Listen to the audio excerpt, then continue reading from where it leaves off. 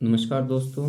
आज की इस वीडियो के अंदर हम फ्रैंकफर्ट स्कूल से संबंधित जो भी महत्वपूर्ण तथ्य परीक्षा के लिहाज से महत्वपूर्ण है उनके बारे में बात करने वाले हैं। जो फ्रैंकफर्ट स्कूल वो जर्मनी के अंदर आज काम कर रहा है। और जर्मनी के अंदर क्या है, जब कुछ समय के लिए हिटलर सत्ता के अंदर आ गया था, उसके बाद वो अमेरिका शिफ्ट हो गया था।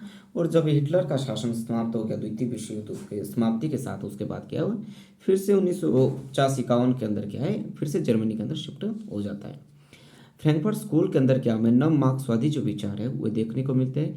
और फ्रैंकफर्ट स्कूल का जो मुख्य आधार है वो एंटोनियो ग्राम्शी के विचार है। जो पहले वाली वीडियो जो हमने एंटोनियो ग्राम्शी के अंदर हमने ये सारी बातें डिस्कस कर ली है। जो जर्मनी के अंदर क्या है, ये एक जो संस्थान है, इसके अंदर क्या है, मार्क्स के विचारों के साथ साथ क्या है, फ्रॉयड का मनोविश्लेषण का सिद्धांत, ईगल का क्या है, ईगल का राजनीतिक अर्थ, ईगल की चेतना का सिद्धांत और कार्ल मार्क्स के राजनीतिक अर्थशास्त्र के जो विचार है उसका मिश्रण करके क्या है, नव मार्क्सवादी विचारों को पढ़ा जाता है।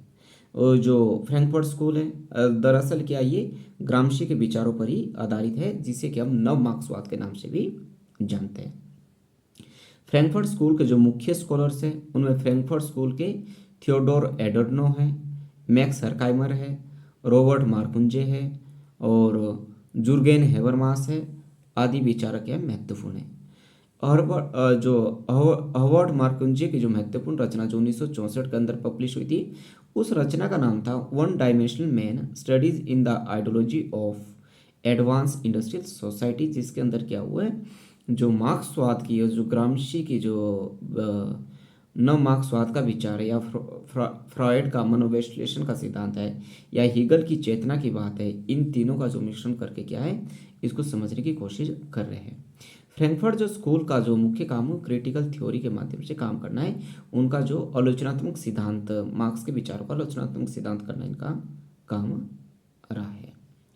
इसके साथ साथ जो नव मार्क्सवाद के अंदर जो पश्चिमी मार्क्सवाद के अंदर जो बनती है, इसमें क्या है, मार्क्सवाद और मार्क्सवाद ने क्या है उसका वैज्ञानिक भौतिकवाद को क्या है मानने से इनकार कर दिया है। नव मार्क्सवाद के अंदर क्या है, ग्रामशी के जो विचारों को वे क्या मुख्य आधार माना जाता है, ना कि कार्ल मार्क्स के विचारों को माना जाता है। मार्क्सवाद को जो लोकतांत्रिक एवं स्वायत्तता समर्थक विचारधारा के रूप में क्या इसके अंदर स्वीकार करने का काम किया जाता है। ठीक है, इसके अंदर जो जॉर्ज ल्यूकॉच है, उसने क्या है, जैसे युवा मार्क्स और नव मार्क्सवादी विचारों का जो व्याख्या करने का जो श्रेय है वो हंगरी के जो मुख्य विचारक थे जॉर्ज ल्यूकाच, ठीक है, जिन्होंने 1923 के अंदर अपनी महत्वपूर्ण बुक लिखी थी, जिस बुक का नाम था history and class consciousness studies in Marxist dialects के अंदर किया था। ठीक है, और नव मार्क्सवाद के अंदर क्या है, पूंजीवाद के जो मनोवैज्ञानिक दुष्प्रभाव, मनोवैज्ञानिक पूंजीवाद के मनोवैज्ञानिक दुष्परिभावों के बारे में भी कल्पना की गई है। और इसके साथ जो फ्रांसीसी नव मार्क्सवादी विचारक जिनका नाम लुइस अल्थ्यूजर था, उन्होंने फॉर मार्क्स नामक मार्क्सवाद के अंदर जन मार्क्सवाद को संरचनावाद के रूप में देखने का काम उनके द्वारा किया जाता है।